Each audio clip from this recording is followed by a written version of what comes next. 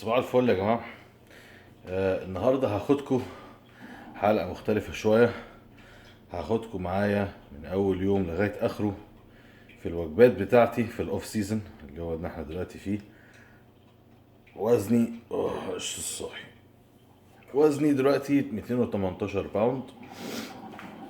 الساعة دلوقتي 9 الصبح، والآن هنعمل أول وجبة اللي هي وجبة الفطار. أول حاجة حتة كرواسون، القهوة، وبعدين نسخن الرز. بحب انا الرز في الفطار، ما بحب الشوفان عن نفسي، وعادة باخد ده باكت بسماتي رايس. بيبقى فيه حوالي 60 جرام رز في الباكت، 31 لنص الباكت. انا باكل الباكت كله. اوكي، وبعدين شوف عندنا هنا ايه في التلاجة. ايه ده ايه ده ايه ده، لا كده هنتقفش كده. طيب، اوبا، فين البيض؟ البيض ما اتعملش، مفيش بيض. طيب، بحب على الفطار بعمل 5 بيضات. دي بحب اعملهم ايه، كل واحدة لوحديها. مش عارف ايه القش دايما بيقع.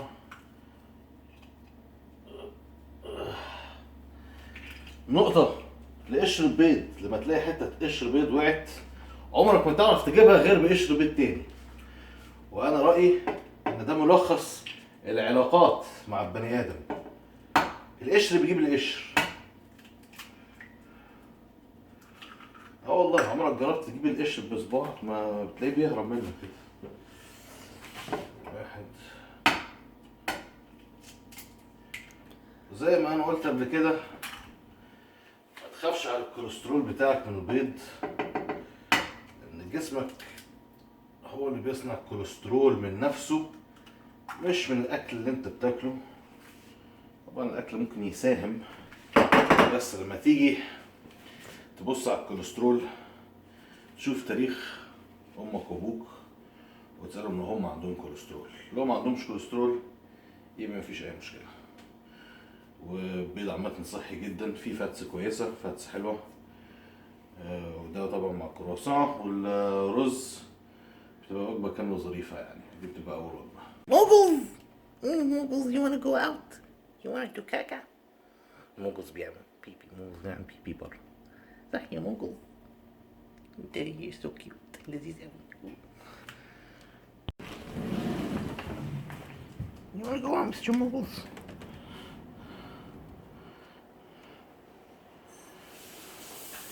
برد رهيب.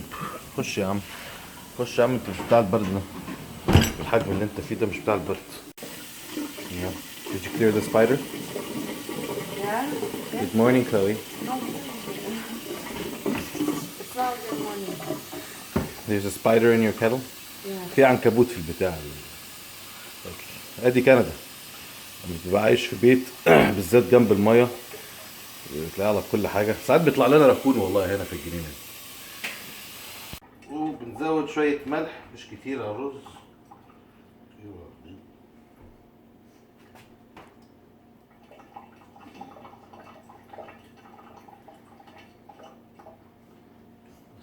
I hope you plan on cleaning the counter after. يا ربنا يسهل. انتوا شايفين دي اول وجبه هنفطر بيها النهارده. موجل موجل، ايه ده ايه ده ايه ده، في ايه في ايه في ايه، مالك مالك ايه؟ لا لا لا، مش هينفعش، ما ينفعش. عندنا النهارده على الاجنده هنلعب ظهر النهارده.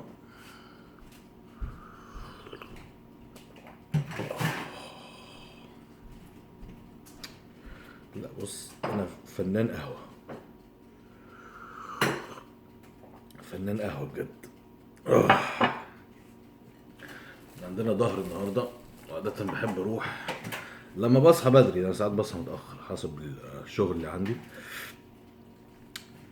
بحب اروح بعد وجبة الفطار بساعة ونص ساعة. عندنا ظهر وترايسب. بعد كده هنشوف اليوم هيمشي ازاي.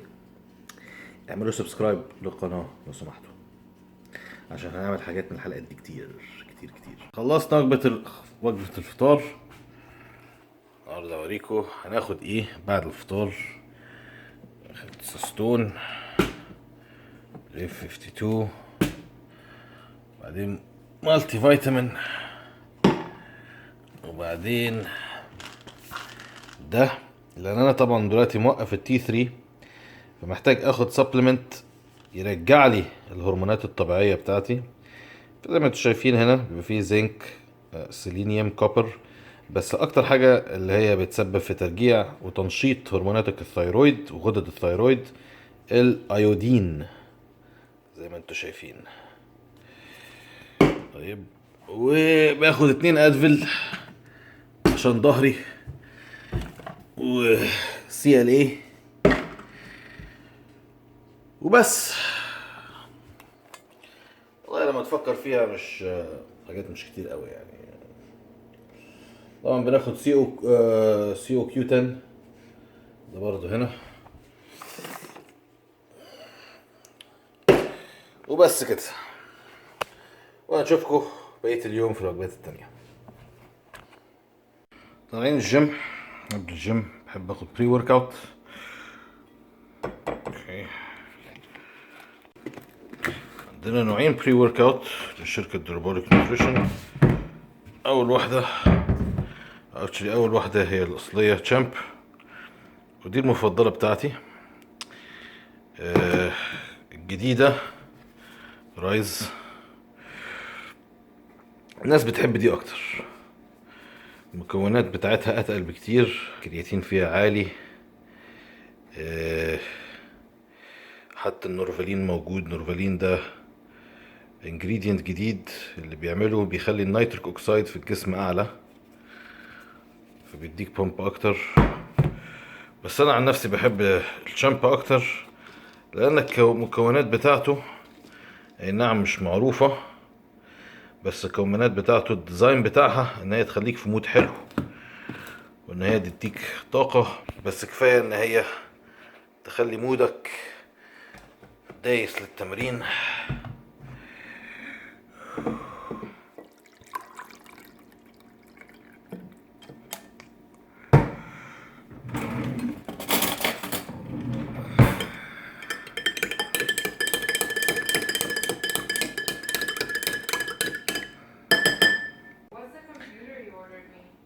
HP Elite Book، طعمها رهيب.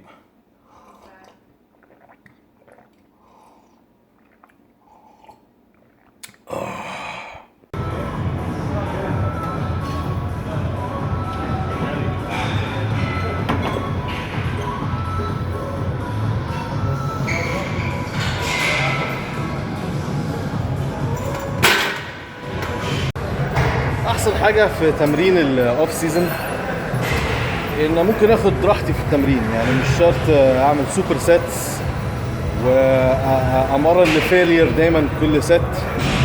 باخد راحتي. التمرين ممكن تبقى ساعه ونص، ساعه 45. ليه؟ لان انا مش في استعجال، ومش في ان انا ما بتمرنش مرتين في اليوم، ومش عاوز احرق كالوريز قوي يعني. مجرد ان انا اخد راحتي وبريح ما بين المجاميع على قد ما اقدر، بحيث ان انا كل مجموعه ازود في الوزن وزن مناسب زياده، واحاول ارفع اتقل وزن اقدر ارفعه من غير ما اذي نفسي ومن غير ما اعرض نفسي لاصابات. فدي حاجه ممكن تاخدها نصيحه يعني في الاوف سيزون. يعني انت مش في استعجال، خد راحتك في التمرين، طول التمرين عادي، واتمرن فوليوم اكتر ما اتمرن انتنسيتي. برضو من الشركه دربوليك نيوتريشن امينو هيل. اللي حلو في ده ان في 20 جرام كربوهيدرات سريع، وفي 6 جرام بي سي اي اي، وفي 3 جرام جلوتامين زي ما قلت لكم كويس للمعده، و20 جرام كارب. فانت لما تاخد 2 سكوب يعني 40 جرام كارب، بيجيلك 12 جرام بي سي اي، 6 جرام و6 جرام جلوتامين، 40 جرام كربوهيدرات، وكمان في ألانين زي ما انتوا شايفين على العلبة. ألانين هنا جرام لكل سكوب، والألانين ده بيساعد على اتخاذ الكربوهيدرات أسرع في الجسم والعضلات. فدي اما باخد ده مع 2 سكوب بروتين، او الايام اللي عندي فيها شايل ميه كتير لان انا لسه بعد البطوله بحب اخد اوبتيموم نيوتريشن، عامل بروتين جديد مع شوفان، حاطين فيه 16 جرام كربوهيدرات من شوفان مع 27 جرام بروتين، وباخد 2 سكوب من ده. فزي ما انتوا شايفين عندكم الحلين دول. طبعا للاسف ان امينو هيل مش موجود في الشرق الاوسط، بنبيعه بس في كندا واستراليا. يمكن عندنا حد هياخد التوكيل في الهند، هيبقى كمان اونلاين ستور، فيمكن يبقى عنده شيبينج للدول العربية. خلي عيونكم مفتوحة للموضوع ده. ودلوقتي للوجبة الثالثة.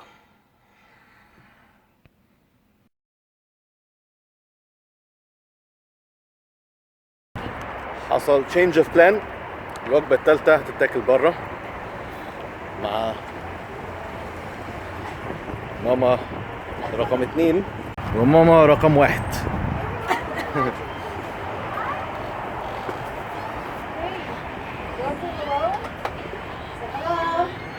هاي كيدز. هاي هاي سلمى، هو يعني اكس وايف بالعربي؟ طلقتي؟ ايه بجد؟ Yeah, it's ugly. طيب الوجبة الثالثة بنبص على المنيو هنا. Do you have any suggestions? What are you eating?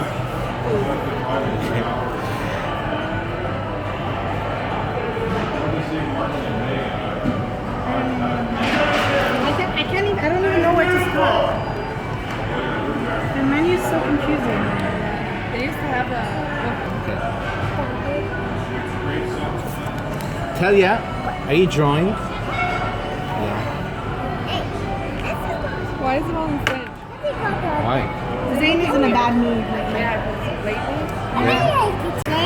ده appetizer. Let's go wash our hands. Come on. كلنا هنخش. Oh, Zayn has to wash his hands. Go wash hands. You want to take it? So you can wash your hands? Okay. Alright. طيب حلو بقى انت في الاوف سيزون انت ممكن تعمل تشيت ميل. دايما بقول للكلاينتس بتوعي لما تيجي تعمل تشيت ميل خليها بره البيت. دايما اخرج واعمل التشيت بتاعك بره البيت عشان ما تجبرش نفسك ان انت تشتري حاجات تشيت في البيت. انا ما بشتريش اي حاجه تشيت في البيت، يعني انا ما عنديش شوكولاتات، ما عنديش شيبسي في البيت. ليه؟ عشان اكبر نفسي بقيت الوقت ان انا اكل نضيف، بس لما في خروجه ساعتها بقى ايه الواحد ممكن ياكل اللي هو عاوزه. طيب دي وجبتنا، سويت بوتيتو فرايز، بطاطس حلوه، كريسبي تشيكن، كاساديوز. That's good? That's good. Bon appétit. Can I try? تعالى ندوق مع بعض. Ketchup and barbecue sauce. Barbecue sauce is good. هو ده It's not good. الوجبه الثالثه.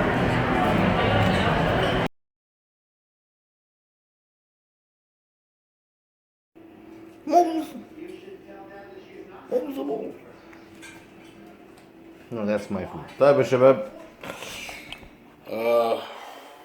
دلوقتي دخلنا على الوجبة الرابعة. أنا لسه صاحي، خدت لي غفلة كده سريعة. الوجبة الرابعة 250 جرام رز، حوالي 150 إلى 200 جرام فراخ، وحاططها مع الجلد زي ما انتوا شايفين عشان في الاوف سيزون فمش فارقه قوي يعني. نزود كرواسون، كربوهيدرات عالي. طبعا في الاوف سيزون كويس انت تزود كربوهيدرات عشان تكبر. بس بتكبر باكل نظيف. كربوهيدرات نظيف، مش شوكولاتات وكل الكلام ده. فانت بتزود الكالوريز، اهم حاجه تبقى كالوريز نظيفه. طبعا الدهون هتزيد شويه، ده طبيعي، بس لما يجي وقت فتره البطولات تاني في تعمل كارديو وتقلل الكربوهيدرات وتخس عادي. فاحنا دلوقتي في فتره ضخامه، الشتاء داخل، الجو برد، فعاوزين ايه؟ نلبس زي الدب القطبي ونكبر، والجاكيتات عارفين الجو ده. ادي وجبه الرابعه، وزي ما انتوا عارفين انا قلت لكم انا بطلت البيبسي كمان. ف دلوقتي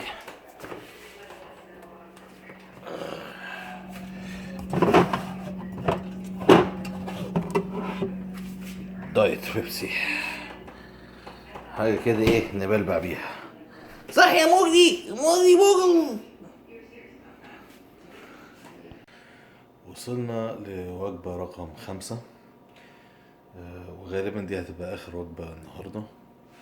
الساعة تقريبا 1 بالليل دلوقتي. أنا عاوز أفهمكم إن عادة أنا باكل 6 إلى 7 وجبات. السبب إن دلوقتي باكل 5 وجبات لأن أنا لسه مخلص ماتش، فمقلل الأكل قصد، لأن عندي مشكلة دلوقتي. الجسم رد فعله بعد البطولة، اعتمادا طبعا على قد ايه انت كنت ناشف على المسرح، ممكن يبقى سيء جدا. وانا اخر بطولة دي يعني كان المفروض وزني اسبوع او اسبوع ونص او اسبوعين حتى قبل البطولة كنت 205 باوند، ونشفنا لغاية 194 عشان نعمل وزن وعشان نبقى ناشفين قوي قوي قوي. والحمد لله هو ده اللي ادى الكارت الاحتراف يعني. فرد فعل طبعا جسمي بعد البطولة لما فتحت اكل كان صعب شوية، وطبعا العضلات كانت جعانة فكبرت. عضل طبعا كله كبر، بس في نفس الوقت طبعا زدت مية كتير. الوزن كله اللي زدته حوالي 25 باوند. انا دلوقتي وزني 222، اكتر كمان من 25 باوند، تقريبا 25، يعني حوالي 102 كيلو دلوقتي، من تحت ال90 لفوق ال100 كيلو يعني. فمخفف الاكل على قد ما اقدر، ومخفف الكربوهيدرات. وطبعا انا بحب بعد البطولات حتى في الاوف سيزون على فكره ما اطلعش عن 200-250 جرام بروتين في اليوم، لان بحب الايه ادي راحه للكلى، لان انا وقت البطولات بعلي البروتين قوي عشان اعمل عضلات جديده. ففي الاوف سيزون عاده انت بتحاول تركز على عضلات معينه ضعيفه عندك. يعني في حالتي مثلا هركز انا على الخلفيات، على القطنيه، البايسبس يمكن، وده ممكن تحسنه كتر تمرين على شهور طويلة، وكربوهيدرات عالي وبروتين متوسط. بس طبعا فترة البطولات بنعلي بروتين. فأنا بروتين دلوقتي مش مهم عندي قوي، أنا أحب أريح الكلى وأحب أريح الجسم، وبعلي الكربوهيدرات بس دلوقتي عشان فترة بعد البطولات، فمنزل الكربوهيدرات شوية. آخر وجبة عبارة عن زي ما انتوا شايفين هنا. بحب انا الالمند ميلك الطبيعي اورجانيك ومن غير سكر unsweetened، وباخد معاه البروتين اللي هو بالشوفان، لان الشوفان ما بيعليش السكر في الجسم قوي. بستنى نص ساعة وبعدين باخد الجروث هرمون قبل ما انام. باخد 5 يونت في الاوف سيزون لما ما عنديش بطولات فقط، وباخده 5 ايام في الاسبوع وبريح يومين، لان برضو جروث بيعمل مشكلة تحميل مية. انا دلوقتي فترة بعد البطولات فما بحبش اخد مية كتير، مش عايزة جسمي يلم مية كتير. اما للسبلمنتيشن فقبل ما انام باخد مغنيسيوم سايتريت، وده مهم جدا، بيريح العضل، بيساعد على النوم، بيساعد على جسمك نزول المية. باخد داندلوين روت، برضو بينزل المية طبيعيا من الجسم. باخد فيتامين سي قبل ما انام برضو، وساعات باخد الخلطة دي زيادة كالسيوم مع زنك، وكمان فيتامين دي لان احنا هنا في كندا ما عندناش شمس. الموضوع عندنا مميت خالص، بالذات اللي احنا داخلين على الشتاء، فهضطر اعلي قوي في الفيتامين دي، لان من غير فيتامين دي الواحد ممكن يجيله اكتئاب، فطبعا احنا مش عاوزين كده. وبس.